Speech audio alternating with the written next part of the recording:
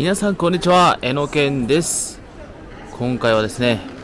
また飛行機で旅に出るということで、こちら羽田空港へやってまいりました。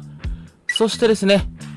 飛行機に乗る前にまずは腹ごしらえということで、こちらね、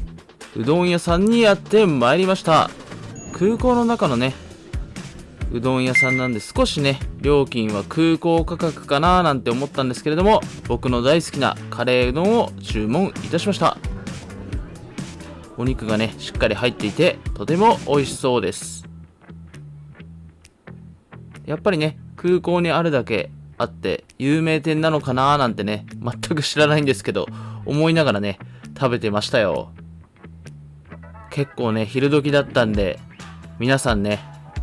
ランチに来ていて、かなりね、混んでいたんですけれども、どうにかね、食べることができました。とてもね、美味しかったです。ごちそうさまです。それでは皆さん、オープニングの方、行ってみましょう。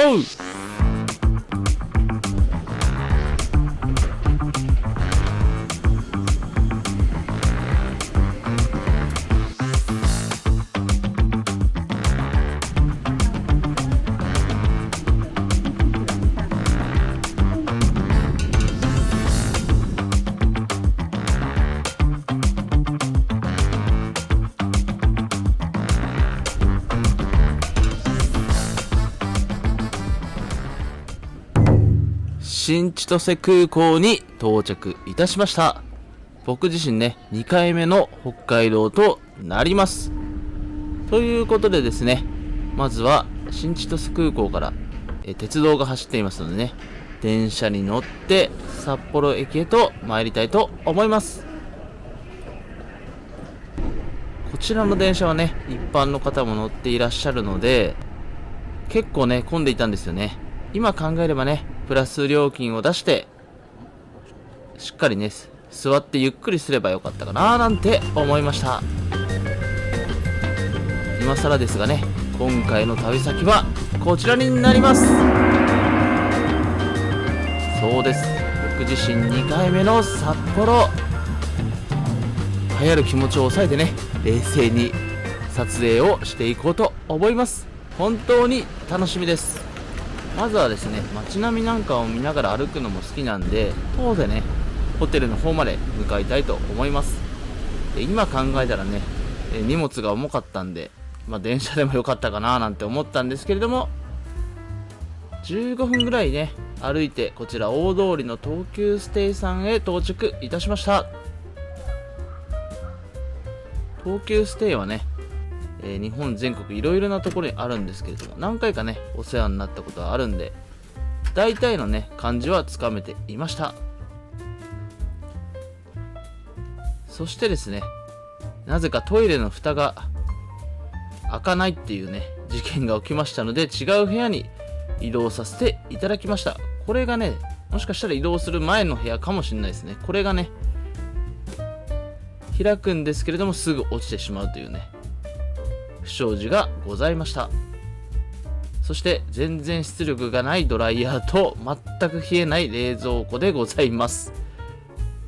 こちらね、電子レンジがあるのはありがたいですね。洗濯もできるようになっています。もうちょっとね、冷蔵庫冷えるとありがたいんですけど、そんなね文句を言ってても仕方ないんで、夜の街に飲みに行きます。そして1店舗目はホテルのフロントの方にねおすすめしてもらった炭焼きジンギスカン北の風さんにやってまいりました。やっぱりね、1杯目は札幌クラシックでしょということで、生ビールを注文いたしました。乾杯。やっぱりね、沖縄のオリオンビールもそうなんですけど、その土地ならではのビールを飲む、これがね最高ですよね。そしてですね、ジンギスカン慣れていないので説明なんかをしてもらいながら作っていきますよ。まずはね、ラム肩ロースオーストラリア産を注文。北海道産のねお肉よりリーズナブルにいただけるということで、まずはこちらを注文いたしました。こちらのねタレをつけていただきます。そしてですね、別の味付けとしてお塩なんかもありました。少しね油が跳ねるのが怖かったんですけれども、繰り返しながら焼いていきます。ジンギスカン初心者なんでね、下手くそかもしれないんですけれども、ご容赦ください。ジンギスカンいかにということでいただきます。はい、ということでね、僕はラム肉が大好きなんで、臭みもねそんなになくて、タレの味がね染み込んでちょうどいいね脂身の感じで美味しかったです。どんどんねビールが進んでいく味でございました。このタレがね美味しいんですよね。割とね僕以外にも一人で来るお客さんなんかもいて、居心地がねすごいいいジンギスカン屋さんだなと思いました。新しいお店だったのでね、内装なんかも綺麗でとても良かったです。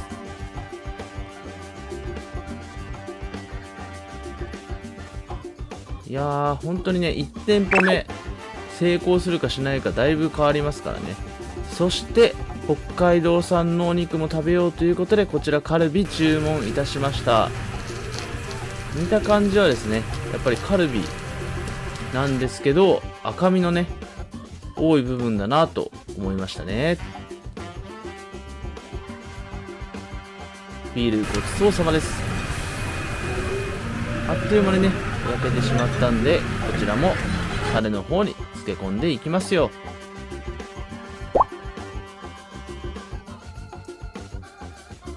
いやー実際ですね、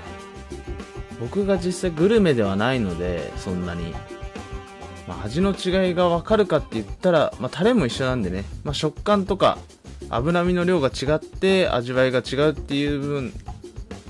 ぐらいしかねちょっと分からないんですけど、お野菜とね一緒にいただくのもすごく美味しかったです。いやーとにかくね、もうお腹をここでねいっぱいにしてしまったらもったいないなということで、ご飯もね一緒に食べたかったんですけれども、そこは我慢してですね、お肉と野菜、そしてビールをかき込んでいく、この作戦にいたしました。炭水化物はね締めのラーメンなんかに取っておこうかななんてこの時は考えていましたよ。そしてですね、やっぱり味変の方をしていきます。北海道のね方に聞いたら、なかなかお塩でジンギスカン食べないっていう方もいたんですけど、どうなんでしょう。やっぱりねお肉そのものの味がして、これはこれでねとても美味しかったです。どっちが好きかなって言われたら、もしかしたらちょっと塩かもしんないですね。ラムの香りがね嫌いじゃないんで、素材そのもののね味で美味しかった記憶があります。であと結構関東出身なんで、しょっぱいのがね好きだったりするので、割とね、塩を自分のね好みの味付けをして食べるっていうのが良かったです。残りのねジンギスカンをどんどん焼いていきますよ。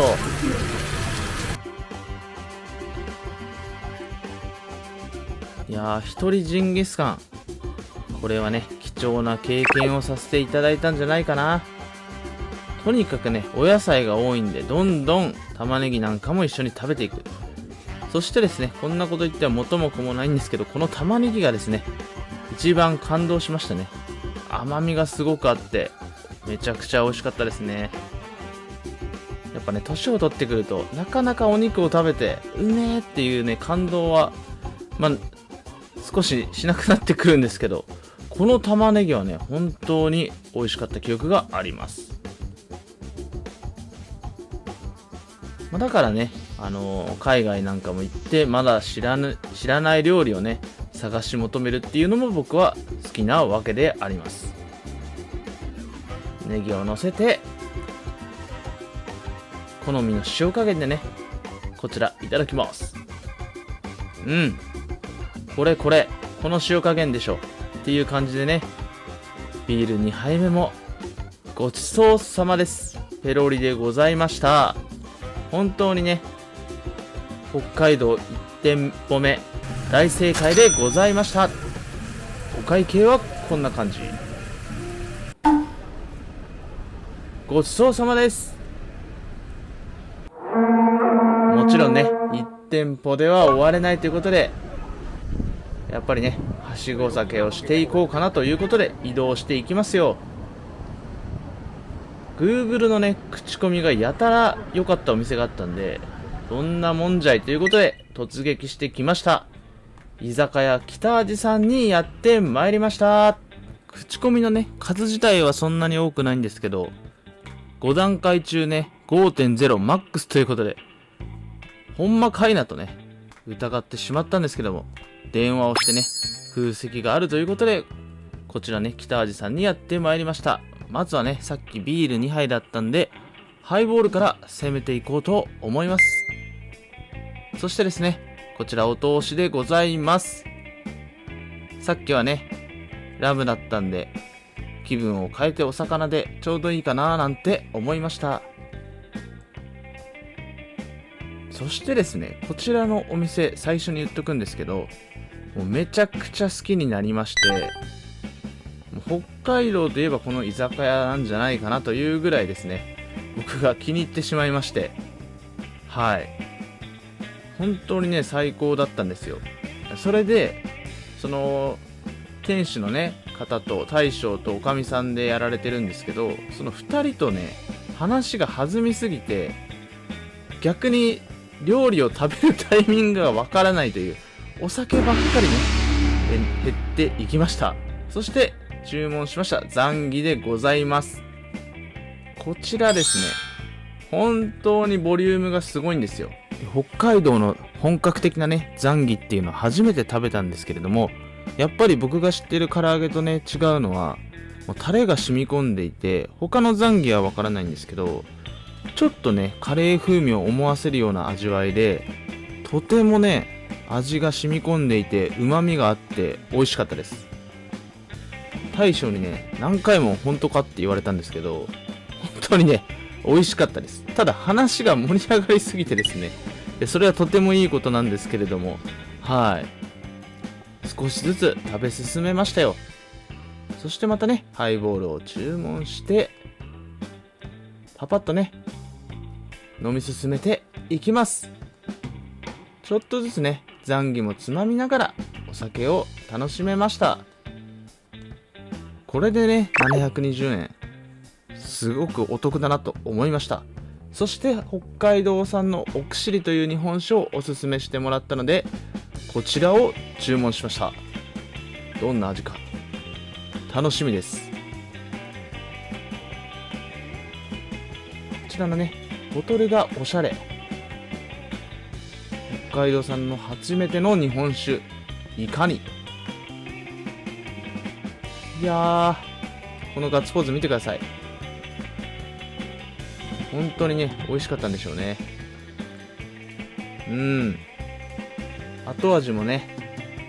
すごく良くて美味しかった記憶があります。あっという間ですよ。ついついね、飲みすぎてしまうんですよね。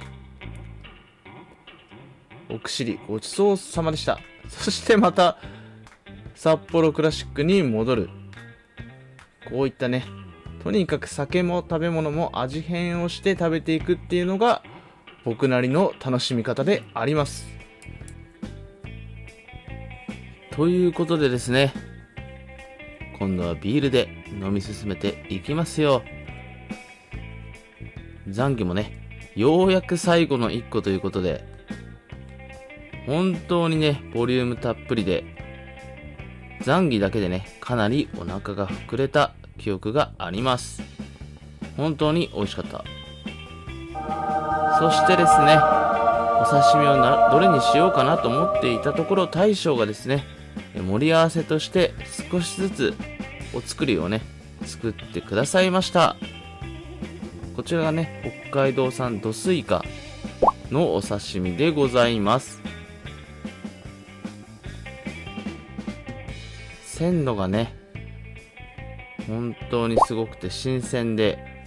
美味しかったな。これはニシンかな、ちょっと違ってたら申し訳ないんですけど、北海道に来たらね、やっぱり海鮮を食べるべきだなと改めて思いました。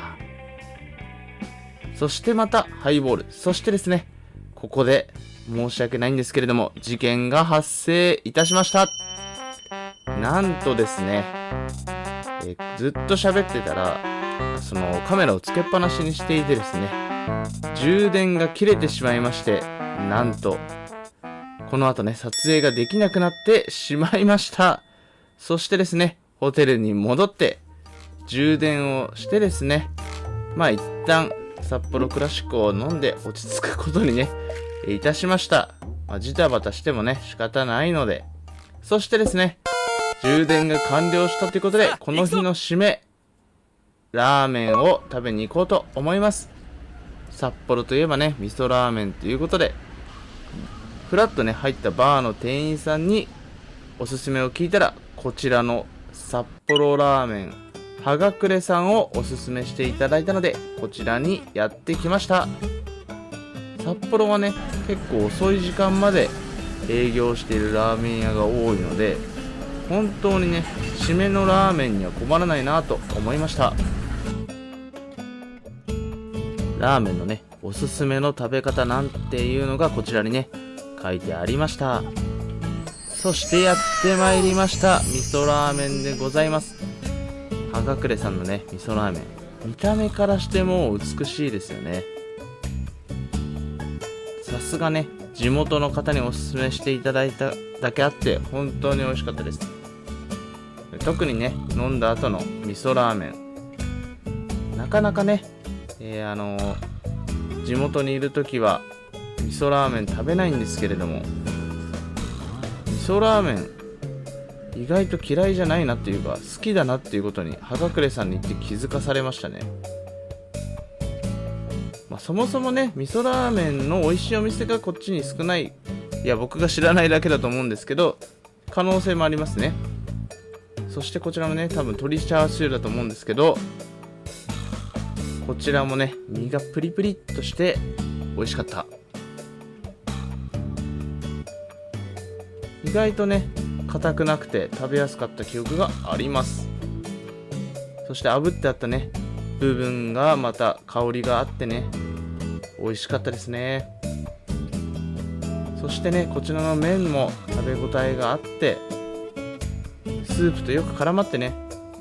めちゃくちゃ美味しかったです。まあね、だいぶ飲んだ後なんで、食べてる時は味わってる余裕がね、そんなになかったかもしれないんですけど、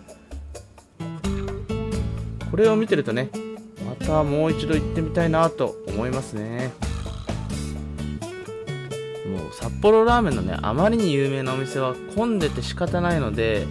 はがくれさんもね、人気店なのかもしれないんですけれども、行列とかにね、飲んだ後に並ぶってのはちょっとしんどいかなと思いまして、本当にここに来てよかった。はがくれさん、また行きたいお店だなと思いました。ごちそうさまです。そしてですね、この日はこれにて終了ということで、ホテルに帰りますよ。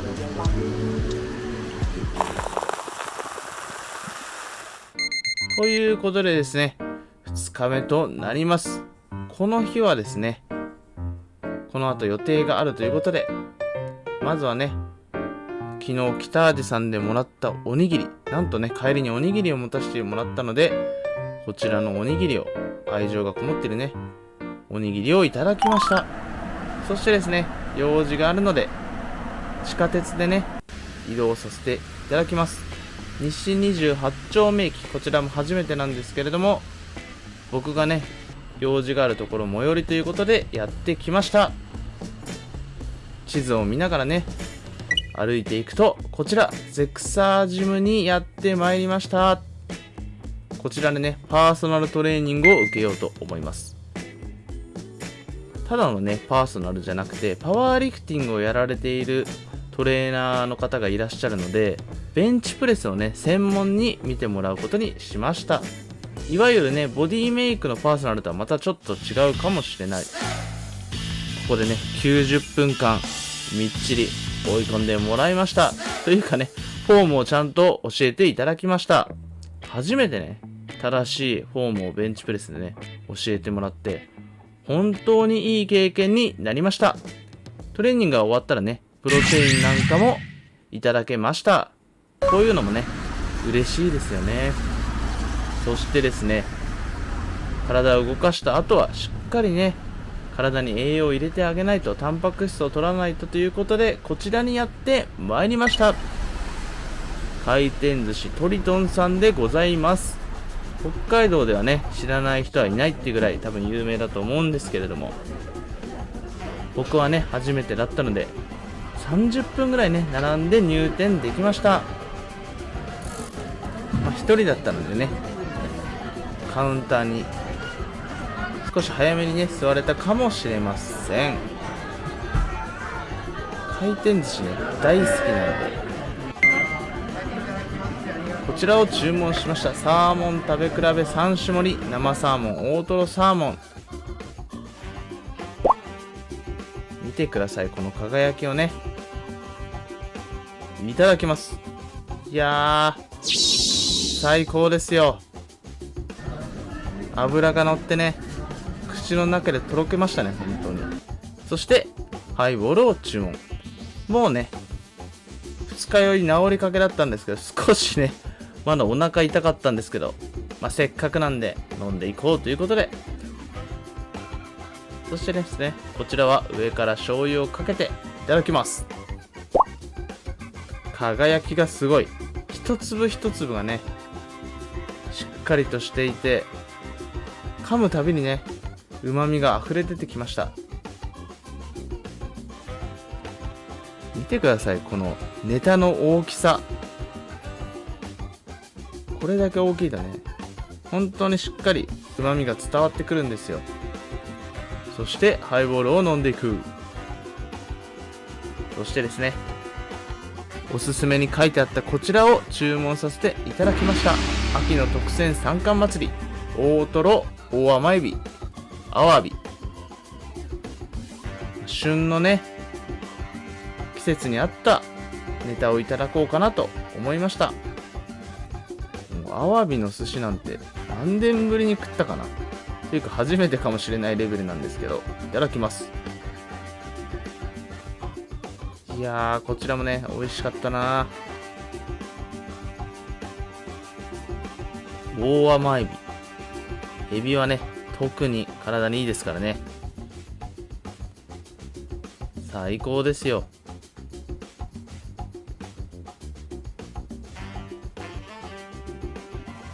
いやー、このね3貫に夢が詰まっていますよね。一貫一貫ね違う味を楽しめる。それでいて全て美味しい。最高だなと思いました。そして個人的に一番好きなお寿司、とろたく巻きを注文しました。庶民のね味方ですよね。でもこちらのとろたく巻きはですね、もう中に薬味が入っていて、香りからしてねちょっと特別だな。普通の回転寿司のとろたく巻きとは違うなと、そういったね工夫がされていて、美味しいのはもちろんなんですけど、香りも楽しめる。そういった意味でね特別なとろたく巻きだと思いました。このとろたく巻きね、本当に理想のとろたく巻きでしたね。そしてこちらもおすすめのところにね飾ってあったとろにしん、注文いたしました。ネタがねもうお皿からはみ出そうなぐらいね大きいですからね。もう見た目の迫力もすごいし、実際味も美味しい。北海道に行ってニシンがねより好きになりました。北味さんでもね昨日のいただきましたけど、それもあってニシンいいなということで注文させていただきました。ハイボールはね一旦これぐらいにして、売り上げ1位ナンバーワンってことまでねちょっと弱いんですよね。生サーモン注文させていただきました。これまたねもうシャリと皿を覆い尽くすネタの大きさ素晴らしい。そしてね、油のねサシの加減もちょうどいいんですよね。しつこくないし、とても旨味が詰まっていて、いくらでも食べれちゃいそうです。実際はね、飽き性なんでいろいろな違う種類を注文するんですけれども、そしてですね、すじこ軍艦を注文しました。見てください。本当にね、この照りからしてね、美味しそうですよね。だいぶね、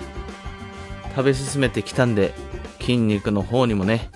栄養がいったんじゃないかななんて思いながら食べていました。一人のね、食事に本当に最適ですよね、回転寿司は。こんなことをしてもね、誰にも多分見られてはないと思うんですけど、回転寿司トリトンさんのお会計はこんな感じでした。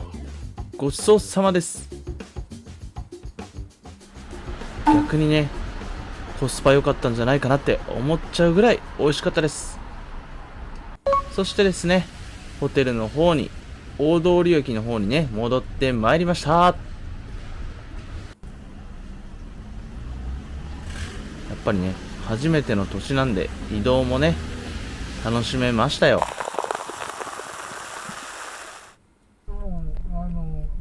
そしてですね、タクシーに乗って次の行きたかったお店に向かっています。この日のね、夜の1軒目はこちら、北海道のね、塩ホルモン炭屋さんにやってまいりました。こちらのお店はね、とにかく安いということで、すごくね、お得にホルモンを楽しめました。一人でもね、この時は空いてたんで入りやすかったです。まずはね、やっぱりお酒を注文。そして食べ物の方も頼んでいきますよ。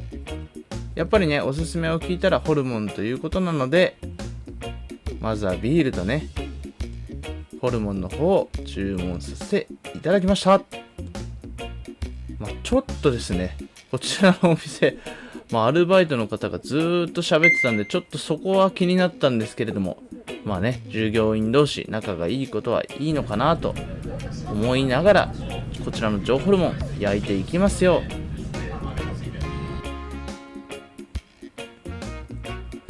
やー、本当にね、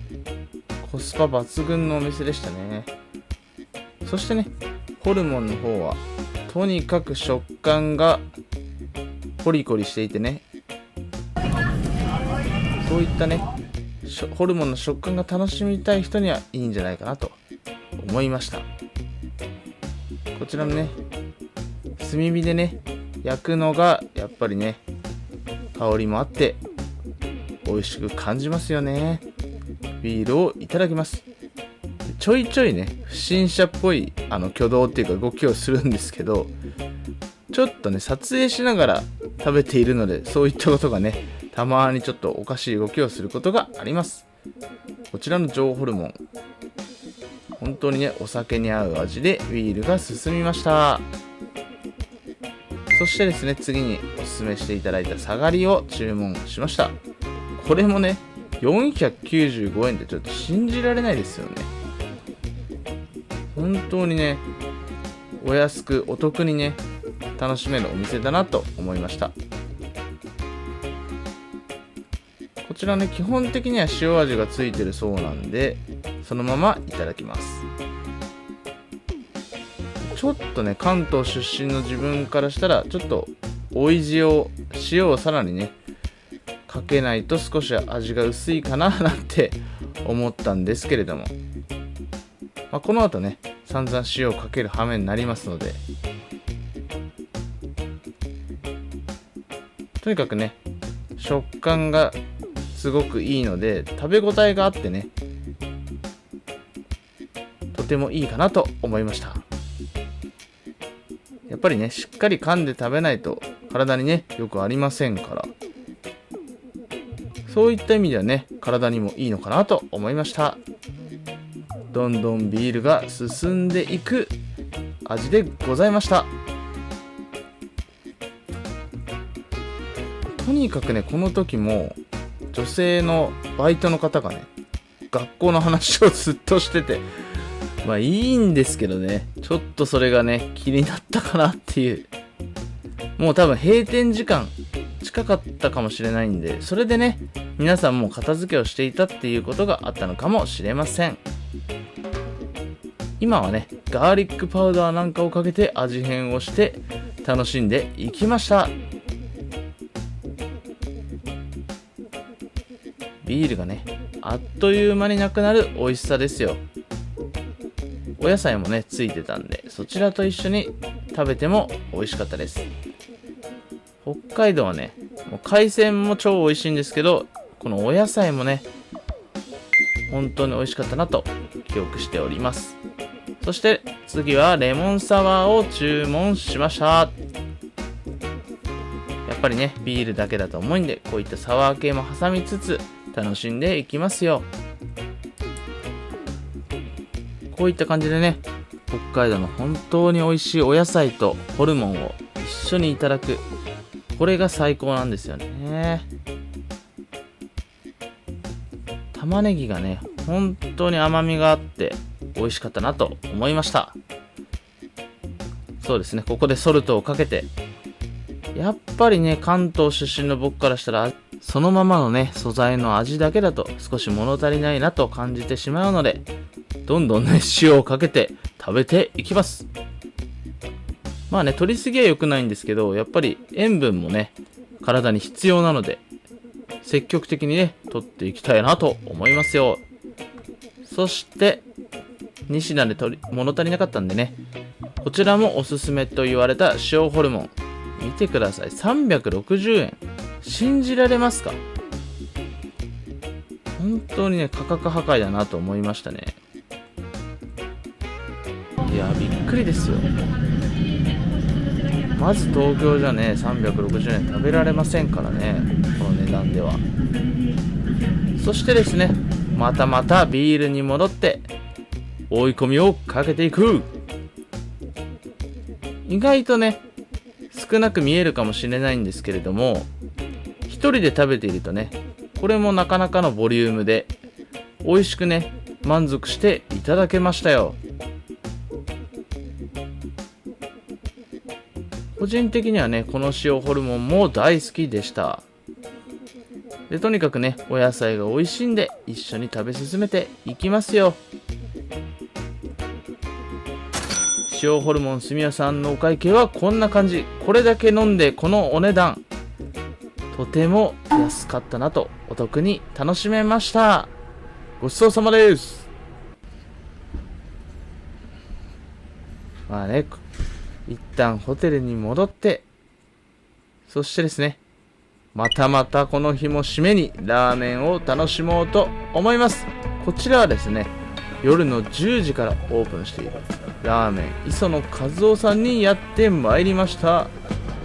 こちらのお店はね、札幌のブラックラーメンが有名ということで楽しみにやってまいりました。見てください、この色、本当に黒かったんですよ。逆にね、味が濃すぎるんじゃないかなと思ったんですけど、僕からしたらね、ちょうどよく本当に美味しかったです。締めにはね、最高のラーメンなんじゃないかなと。いや、はがくれさんも本当に美味しかったんですけど、どちらもね、甲乙つけがたい、それぐらいね、美味しかったです。こちらのね、お店は店主の方が一人でね、厨房に立たれていたんですけれども、すごくね、雰囲気のあるお店で、そういったところもね、良かったなと思います。本当にね、地元の方が多く来ていたっていう感じがしたんで、少しね、北海道の人の気分を味わえるってのも良かったポイントかなと思いました。本当にですね、冷えた体に染みる味ですよ。こちらのお店はね、またぜひ行きたいなと。とにかくね、行列もできるお店なんで、空いてる時間を狙ってね、行くしかありませんね。スープをね、飲み干したいほど美味しかった。ごちそうさまです。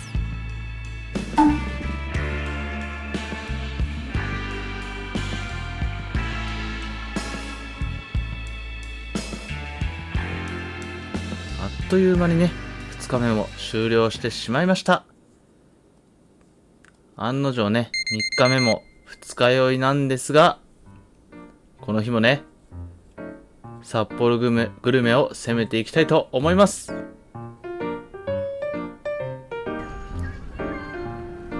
この日はですね、まずはランチに出かけることにいたしました。北海道に来たのにね、スープカレーを食べてないということで、このままじゃいかんだろうということで、こちらのお店にやってまいりました。スープカレーキングセントラル店さんにやってまいりました。まあね、並ぶのは嫌だったんで、ギリギリ並ばずに入れました。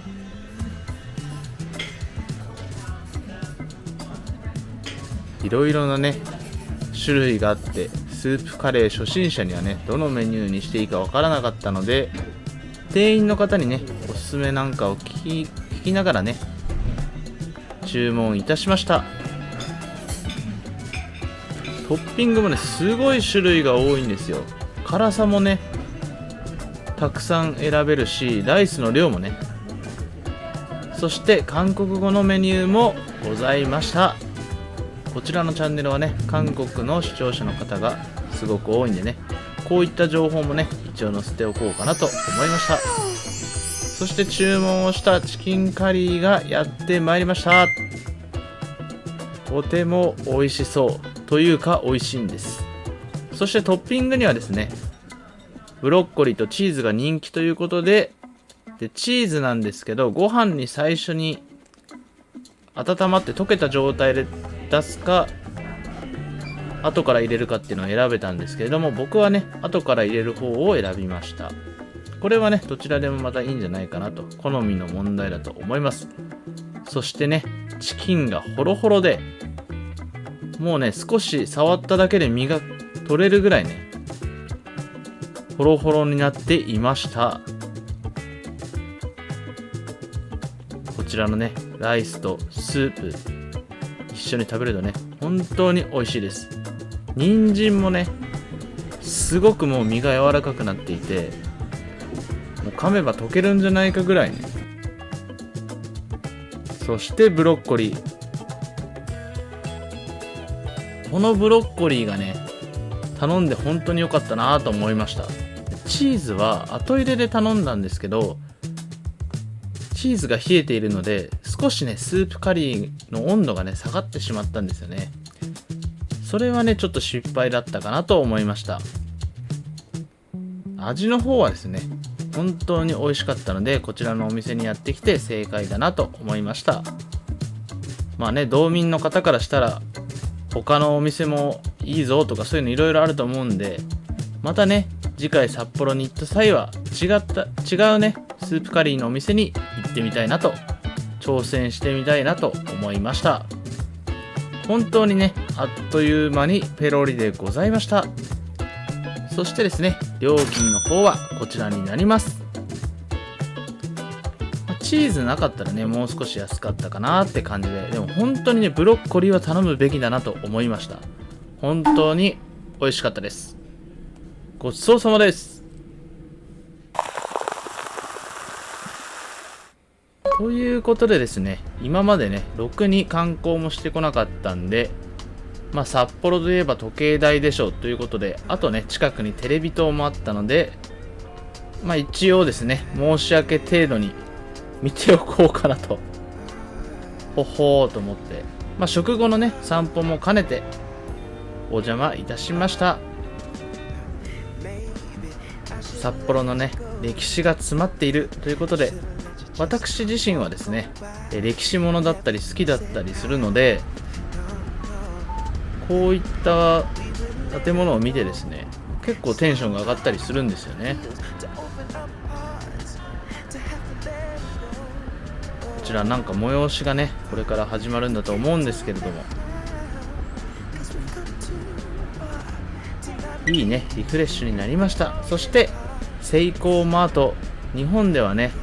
なかなか関東とかではありませんので、北海道ならではのコンビニということで、そしてこちらのね北海道メロンモナカを買いました。本当はねカツ丼が有名だったりするんですけれども、ちょっとね食後でお腹がいっぱいということで、食後のデザートこちらのアイスをいただきました。本当にねメロンの風味が美味しかったですね。甘いものは別腹ということですね。ごちそうさまです。美味しかった。そしてですね、夜の街で飲めるのは最後ということで、目いっぱい楽しんでいきたいと思います。まず向かったのはホテルの近くにある、口コミが良かったねこちらのバーにやってまいりました。もう3日目になってね、だいぶお腹がいっぱいだったので、お酒だけでね雰囲気を楽しみたいなと思ってこちらにやってまいりました。まずはですねこちらのカクテルを注文。お店の名前がついていたんでね、こちらがシグネチャーメニューかななんて思いながら注文いたしました。うまく説明できないんですけど、おしゃれな味でしたね。これやってるんで美味しかったということだと思うんですけれども、こちらを注文してね間違いないなと思いましたよ。少しねおしゃれな気分に浸りながら、音楽を聴きながらね気持ちよくこの日も酔っ払っていきます。そしてですね、マスターにおすすめしてもらったこちらのウイスキーを飲んでいきます。飲み方はねロックでいただきました。僕はねよくラムを飲むんですけれども、今回はねおすすめしていただいたこちらのウイスキーをいただきます。やっぱりね旅先でのこういったバーで飲むっていうのはね結構好きなんですよね。どうしてもね自宅にいるとネットフリックスを見てお菓子を食べてみたいな感じになっちゃうんですけれども、旅先ならではね、そしてですねマスターがすごい気さくで話しやすかったんで、いろいろね話を聞いて北海道のね知識なんかを勉強させていただきました。こちらのバーね本当に来てよかったなと思いました。立地もねすごい良かったんで行きやすいかなっていうのも良かったです。そしてまた新しいカクテルをいただきました。蛇腹入りマルガリータということで、マスターがね知り合いから譲っていただいたこの蛇腹というね果物を入れたマルガリータになります。蛇腹のね風味が合わさってとても飲みやすかった。そしてですねこのグラスについたねお塩なんかがまたアクセントになって、どんどんね飲み進めて飽きずにね飲めたのでとても良かったです。こちらのねスピーカーは新しくね店に導入されたということで、そういった話もね盛り上がって、音楽もねすごい良かったんで、皆さんにぜひおすすめのバーとなります。歴史がね感じられるとてもいいバーでした。ごちそうさまです。札幌にまた来たらねまた伺いたいなと思いました。そしてですね小腹も空いてきたということで、デザートじゃないですけどこちらの回転寿司にやってまいりました。また回転寿司かいと思われるかもしれないんですけどね、こちらはですねトリトンさんと違って立地がねほんとすすきのの中にあるのでとても行きやすいなということで、でもですねやっぱり観光客の方なんかが多くてね並んでいました。ちょうどね隣の方も韓国人の方でしたね。店員の方たちは皆さんね外国語を喋れるみたいで、とてもうまくね接客されていました。そして私のマイフェイバレット寿司ウニでございます。もうウニをね少しでも食べないともう帰ることは許されないと思ってたんでね、こちらでいただけてよかったです。いやー、北海道の回転寿司レベルが違いますね。とても美味しかったです。感動いたしましたね。そしてこちら白子にございます。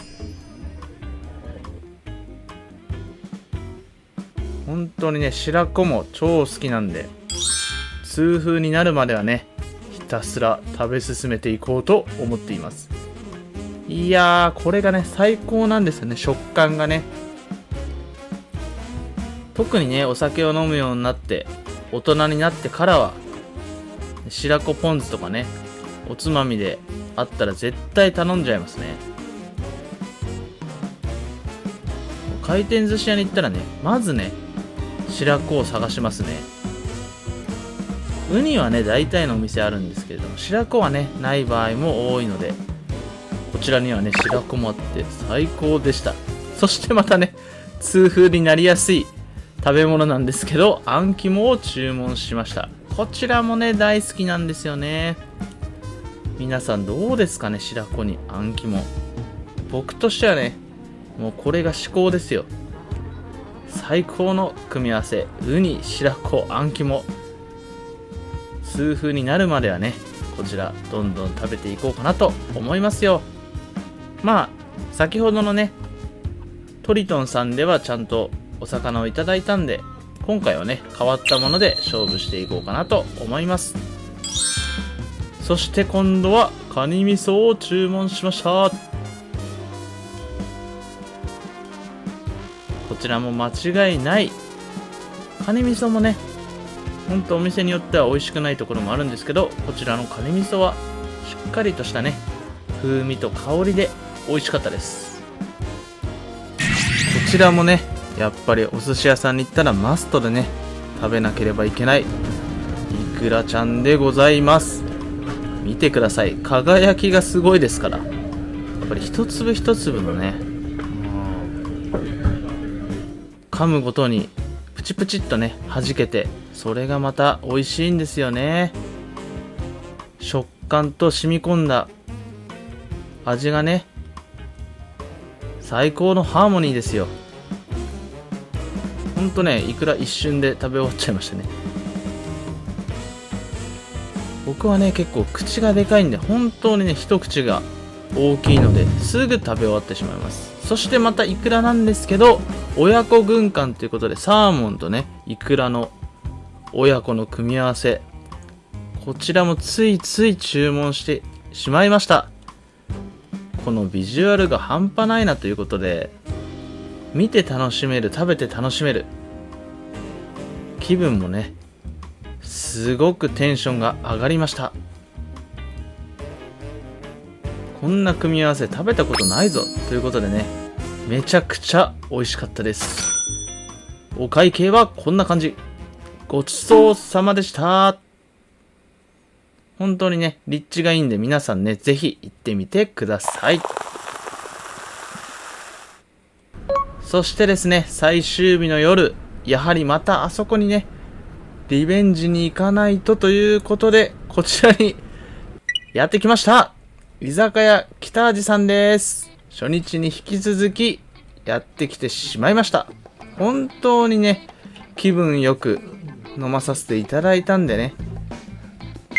しっかりちゃんとね、紹介させていただきたいなということも含めてですね、こちらにまた来させていただきました。1杯目はハイボールで乾杯。こちらのお通しもね、味がしっかり染み込んでいて美味しゅうございました。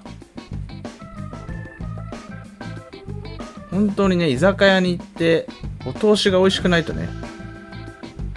もう初手からテンション下がりまくるんですけど、やっぱりね、お通しがしっかり美味しいとテンションが上がりますよね。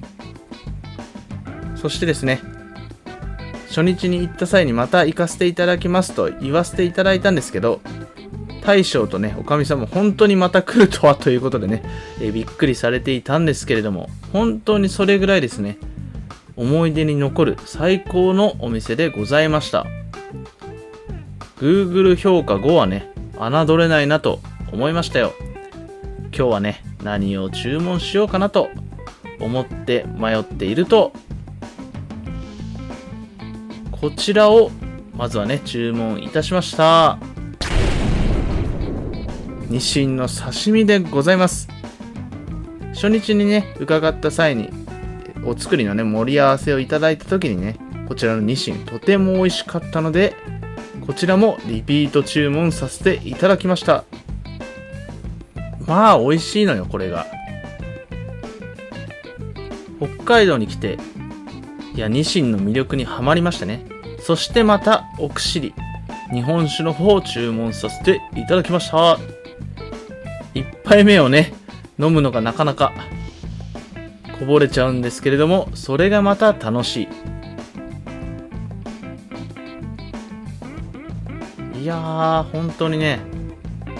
北海道の日本酒と北海道のお魚、この組み合わせは間違いないですね。そしてですね、相変わらずこの日も大将とおかみさんが僕なんかのね相手をしてくださって、本当に楽しく、特にね一人旅の方なんかはぜひね北味さん行ってみてね欲しいかなと思います。あまりね混んでしまってもちょっと僕がまた行きにくくなるかななんて思っちゃうんですけれども、本当にねこちらのお刺身美味しかったです。お値段以上北味ですね。どんどんお酒が進んでいきますよ。この日もね何杯飲んだかなってぐらいねどんどん飲んでいけちゃいました。